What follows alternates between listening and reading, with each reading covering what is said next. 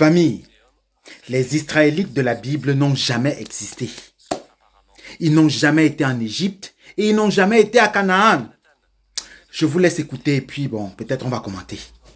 Le British Museum recèle de véritables trésors sur les civilisations anciennes, sauf apparemment sur les Israélites. Jonathan, je viens de parcourir le musée et je n'ai pas vu grand-chose concernant la grande histoire de l'ancien Israël. Où est-ce passé? Eh bien, à vrai dire, nulle part. Ce sont des histoires fabuleuses qui font partie du patrimoine littéraire des débuts d'Israël. Mais on ne peut pas les étayer d'éléments archéologiques. Que faut-il en conclure? Est-ce à dire que l'Ancien Testament n'est que pure fiction? Et l'Exode, et l'invasion du pays de Canaan? Nous n'avons aucune trace archéologique de l'invasion de Canaan. Les Israélites attaquent Jéricho et les murs de la ville s'effondrent miraculeusement. À cette époque, Jéricho n'était pas défendu par une muraille. Ils massacrent les habitants, puis s'en vont détruire d'autres villes. À ce moment-là, la plupart des villes citées n'étaient pas occupées. Et ils prennent possession du pays de Canaan. D'après moi, les Israélites étaient des Cananéens. Pour retrouver des traces de Josué, il faut donc examiner les vestiges du XIIIe ou du XIIe siècle avant notre ère. Le problème, c'est que Hamden Taha n'en trouve pas le moindre. Nous nous trouvons sur une structure d'adobe datant d'environ 1600 avant Jésus-Christ. Et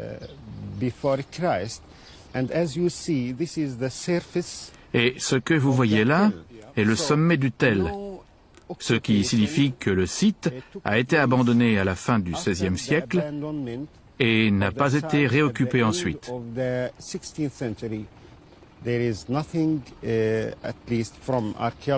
Rien n'indique, du moins du point de vue archéologique, que le site était habité à l'arrivée de Josué, contrairement à ce que dit la Bible. Mais l'autorité palestinienne, responsable de ces fouilles, a également besoin de touristes. Aussi, on ne dit pas trop fort qu'ici aucun miracle n'a eu lieu. C'est merveilleux. Je suis venu d'Australie et me voilà sur le site de la Jéricho de l'Ancien Testament. C'est incroyable. Regardez de l'autre côté du Jourdain, imaginez les enfants d'Israël traverser le fleuve et marcher autour de la ville. C'est très plaisant pour l'âme. Est-ce qu'on visualise facilement la scène quand on connaît bien les textes? On imagine la multitude traversant le fleuve? Je les imagine bien, oui. Se tenir comme ça sur l'autel, c'est incroyable. Se dire que ça s'est vraiment produit. Au XIIIe siècle, époque à laquelle nous datons l'Exode et la conquête israélite, s'ils ont eu lieu, cet endroit n'était absolument pas habité. Le voilà le vrai miracle. Josué a détruit un site qui n'existait même pas. Aujourd'hui, presque tous les spécialistes, aussi bien de la Bible que de l'archéologie, admettent que Jéricho ne peut pas avoir été détruite par les Israélites arrivant d'Égypte. Cette histoire ne colle pas.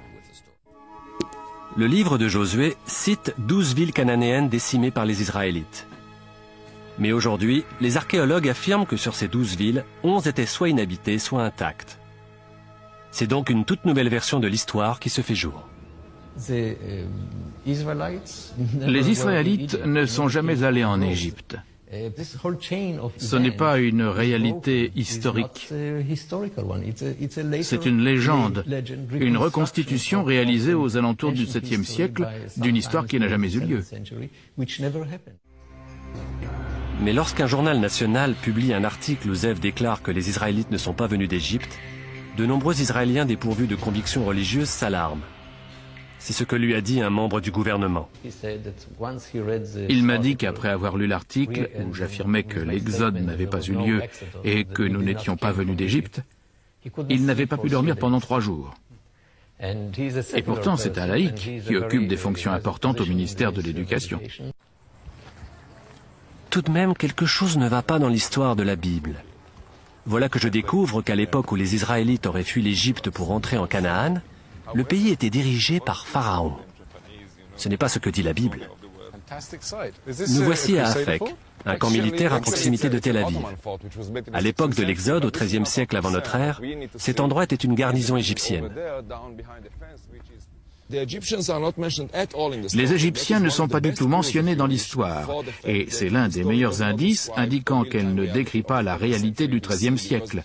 car s'il existait un élément important en Canaan au XIIIe siècle, à l'époque du grand Ramsès II, c'était bien l'administration égyptienne du territoire.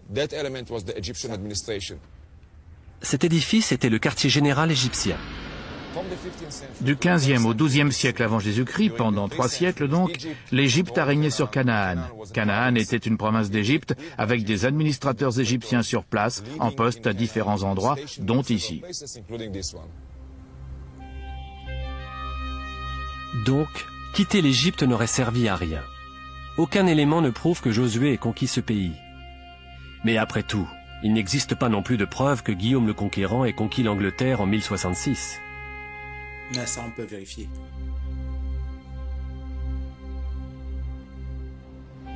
Aucun élément historique ne prouve que les Israélites sont arrivés ici depuis l'Égypte et ont conquis ce pays. Exactement. Et aucune source autre que la Bible ne mentionne le grand royaume dirigé par David et Salomon depuis Jérusalem. Ils n'ont jamais existé. Une enquête qui mène à des découvertes archéologiques des plus mystérieuses. Certains spécialistes soutiennent que l'histoire des débuts d'Israël est un conte. Ce qui signifierait que cette grande structure pourrait appartenir au monde du mythe, et non à la réalité. Mais j'y viendrai plus tard. La terre promise. C'est n'importe quoi. Ce que j'ai découvert jusqu'ici, c'est que le récit ne cadre pas avec l'histoire. Pas de chute de mur à Jéricho au XIIIe siècle avant Jésus-Christ, l'époque de Josué. La ville avait été détruite et abandonnée des siècles auparavant. La seule ville qui semble bien avoir été détruite comme le raconte la Bible, c'est Hatzor. Et ils frappèrent par le tranchant de l'épée toutes les âmes qui s'y trouvaient, les détruisant entièrement. Il n'y resta rien de ce qui respirait. Et Josué brûla Hatzor par le feu. Les vestiges archéologiques attestent de l'incendie. Mais ce que la Bible ne dit pas, c'est qu'à cette époque, Canaan était sous domination égyptienne. Et d'après les archives égyptiennes, Hatzor a été attaqué par le pharaon Séti Ier. Si Josué est arrivé plus tard, peut-être a-t-il manqué l'événement. Nous savons que vers l'an 1300, Séti Ier a détruit Hatzor, car il s'en vante dans une célèbre inscription. Est-ce que ça a vraiment signé l'arrêt de mort de Hatzor? Est-ce que les Israélites ont, plusieurs siècles plus tard, décidé de revendiquer cette victoire et dit « c'est nous qui l'avons fait » C'est une possibilité. Nous n'avons aucune preuve archéologique pour Josué. Aucune preuve d'une conquête telle que la Bible la décrit. Il n'y a pas eu d'exode, pas comme le dit la Bible. Jamais.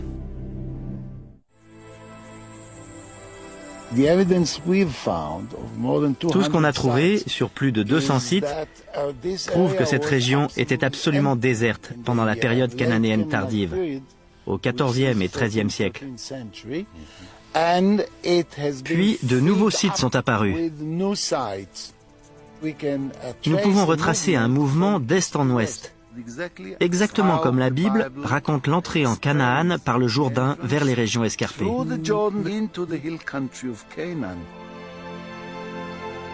Les études d'Adam Zertal participent d'une sorte de révolution concernant notre connaissance de l'histoire biblique. L'un de ces sites des collines a été fouillé. Le chercheur Israël Finkelstein m'y a emmené. Il n'y était pas retourné depuis 20 ans. Vous reconnaissez le site? C'est très difficile. Je vais faire figure de vieillard si je vous dis qu'il n'y avait rien ici. C'était une colline surplombant une plaine littorale. C'était très calme et tranquille. Regardez tous ces bâtiments. Il y en a partout. Les immeubles, la route, c'est incroyable. Ceci est un village datant des débuts de l'essor d'Israël, un village d'une centaine de personnes. Ça, c'est l'édifice central du village, la demeure du cheikh, si vous le voulez. Les premières constructions de ce site formaient une sorte de camp ovale, ça ressemblait à ça. Une centaine de mètres de diamètre, pas plus. Au centre, il y avait une cour ouverte avec quelques silos, mais guère plus. Ce genre de village qui comporte une cour ouverte, comme ça indique que les gens avaient beaucoup d'animaux. C'étaient des éleveurs qui sont devenus agriculteurs.